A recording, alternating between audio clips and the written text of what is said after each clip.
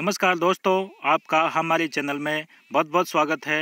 Welcome दोस्तों। जैसा कि आपको पता है कि आज हम रीट के बारे में चर्चा करेंगे और आपको यह भी ज्ञात होगा कि अभी हाल ही में रीट का रिज़ल्ट जारी हो चुका है, तो उसमें बहुत सारी गड़बड़ियां भी हुई हैं। तो दोस्तों इनके बारे में भी आज हम चर्चा करेंगे। और दोस्तों दूसरी बात यह है कि जो बोर्ड के द्वारा पहले आंसर की जारी की गई थी और जो रिज़ल्ट के साथ में ही एक आंसर की और जारी की गई है, उसमें किस प्रश्न पर बोनस मिला है और किस प्रश्न पर बोनस मिलना चाहिए था, उसमें यदि बोनस नहीं मिला है तो उसमें हम क्या है वापस से रिट लगा सकते हैं, आपत्ति दर्ज करवा सकते हैं दोस्तों। तो यह प्रक्रिया आपको पता होगा कि 8 नवंबर से 13 नवंबर के बीच में आप ये रिट लगा सकते हैं। तो दोस्तों यदि आपने हमारा चैनल सब्सक्राइब नहीं किया है तो अभी सब्सक्राइब करें और बेल आइकन को प्रेस कर ले, ताकि हम आपको जो भी आपत्ति है वह उसका पुख्ता प्रमाण हमारे इस चैनल में अपलोड कर देंगे और आप उसके लिए क्या है आपत्ति दर्ज करा सके। तो आइए दोस्तों हम बिना देरी किए हुए चर्चा करते हैं कि किन किन जो प्रश्न है उनमें बोनस मिलना चाहिए था, उनमें नहीं मिला, और बोर्ड के द्वारा किस प्रश्न पर बोनस दिया गया है। तो दोस्तों हाँ, आज का हमारा जो पहला ही क्वेश्चन है साइकोलॉजी का, इसमें ज़रूर बोनस मिलना चाहिए था, लेकिन बोर्ड के द्वारा इस पर कोई भी विचार नहीं किया गया है। इसमें क्या है, पहले जो आपत्ति मांगी गई थी तो इसमें बहुत सारी आपत्तियां भी गई थी, लेकिन बोर्ड के द्वारा कोई भी इस पर विचार नहीं किया गया है। दोस्तों यह प्रश्न था कि जो एक परीक्षण जो व्यक्ति की किसी एक या अधिक क्षेत्रों में उसकी विशेषताओं और कमी को व्यक्त करने के लिए बनाया गया है कहलाता है। तो दोस्तों इसका बोर्ड के द्वारा जो उत्तर माना गया है यह निदानात्मक परीक्षण माना गया है। क्या माना गया है? निदानात्मक परीक्षण। और दोस्तों ये बोर्ड का आंसर है, लेकिन बहुत सारे जो दोस्त हैं उनका मानना है और जो कोचिंग सेंटर है उनका भी मानना है कि इसका आंसर उपलब्धि परीक्षण होना चाहिए, और उनके पास में पुख्ता प्रमाण भी है। और यदि आप हमारे से यदि इसका पुख्ता प्रमाण चाहते हैं तो दोस्तों कमेंट बॉक्स में लिख के बताइए। और आपको अभी चैनल सब्सक्राइब नहीं किया तो चैनल सब्सक्राइब कर ले, ताकि आपको इसकी सूचना मिल जाए। दोस्तों आगे हम बात करें कि और कौन सा क्वेश्चन था, तो यह हिंदी वाला प्रश्न था। दोस्तों इसमें सीसीई में व्यापकता का आशय निम्न में से नहीं है। तो दोस्तों इसमें बोर्ड के द्वारा जो आंसर माना गया था वह दायरा की व्यापकता माना गया था। क्या? दायरे की व्यापकता। लेकिन दोस्तों बोर्ड के द्वारा इस प्रश्न पर क्या है, ये बोनस मान लिया गया है, तो इसका फायदा सभी को मिला है, यह बोर्ड ने बोनस दे दिया है। तो दोस्तों इसमें तो कोई अपन को आपत्ति नहीं है। यदि सबको बोनस दे दिया गया है तो हमको भी कोई दिक्कत नहीं होनी चाहिए। आगे की हम बात करते हैं। तो आगे की बात करें तो दोस्तों अगला हमारा प्रश्न है कि निम्न में से भाववाचक संज्ञा है। दोस्तों यह हिंदी का ही प्रश्न है और बोर्ड के द्वारा इसमें जो पहला जो आंसर माना गया था वह माना गया था दोस्तों दया। लेकिन जो अभी रिजल्ट जारी हुआ है और अभी हाल फिलहाल में ही जो आंसर की आई है उसमें इसका आंसर बी भी मान लिया और सी भी मान लिया, अर्थात दया और अवसर दोनों को ही इसका उत्तर मान लिया है। तो दोस्तों इसमें भी जिसने सी और जो बी किया है उनको फायदा मिला होगा ज़रूर भी। आगे की बात करें कि आगे का कौन सा प्रश्न है, तो आगे हम बात करें तो दोस्तों ये बहुत ही विवादित प्रश्न है, और जिस भी दोस्त के यदि गलत हुआ है तो हमारा मानना है कि आपको इसमें ज़रूर से भी आपत्ति देनी चाहिए। और दोस्तों यह प्रश्न है बहुत ही विवादित प्रश्न है। बोर्ड की किताब में लिखा हुआ है, साफ साफ अक्षरों में लिखा हुआ है कि इसका आंसर गुणवाचक विशेषण होना चाहिए। यह हमारा प्रश्न था। डॉक्टर चंद्रा अदम्य साहस की धनी थी। वाक्य में प्रयुक्त साहस शब्द किस व्याकरणिक कोटि का है? तो दोस्तों जो बोर्ड की आंसर की है सबसे बड़ी गलती तो बोर्ड की जो किताब है उसमें है। दोस्तों यदि उसमें गलत है तो हम कुछ नहीं कर सकते, लेकिन जो हमने पढ़ा है वही आंसर लगाएंगे। लेकिन जो बोर्ड ने पहले इसका जो पहले वाली जो आंसर की थी दोस्तों उसमें गुणवाचक विशेषण मान लिया गया था उत्तर, लेकिन उसको डिलीट करके अभी जो इसका आंसर माना है ये भाववाचक संज्ञा कर दिया है। तो सरासर बच्चों के साथ में जो हमारे अभ्यर्थी है उनके साथ में अन्याय हुआ है। आपको जरूर से भी हिंदी वाले इस प्रश्न में यदि आपने गुणवाचक विशेषण किया है तो दोस्तों ये बोर्ड की किताब में बाकायदा लिखा हुआ है कि ये गुणवाचक विशेषण है। ये आप इसका पुख्ता प्रमाण हमारे चैनल से भी पा सकते हैं। यदि आपने हमारे चैनल को सब्सक्राइब नहीं किया है तो अभी सब्सक्राइब कर ले, और जो हम अगला वीडियो लेकर के आएंगे ये इसी के ऊपर बनाएंगे कि आपको पुख्ता प्रमाण दिए जाए आप किस पर रिट लगा सकते हैं।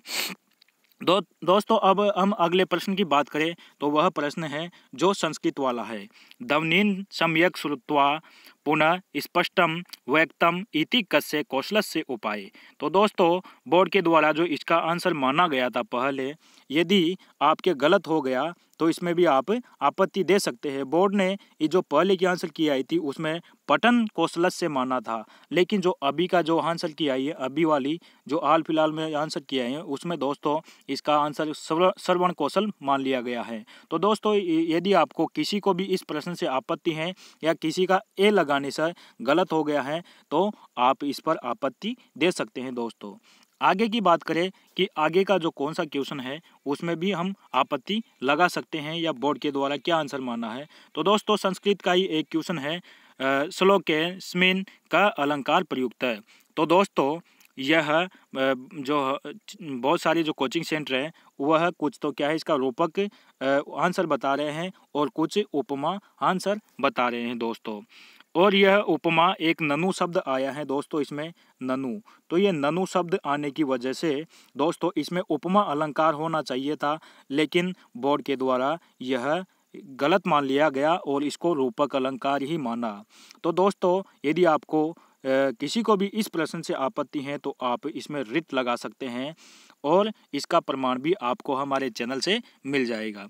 दोस्तों आगे की बात करें तो एक संस्कृत का ही क्वेश्चन था दोस्तों, इसमें संस्कृत भाषा शिक्षण से प्रथम सोपान भवेत।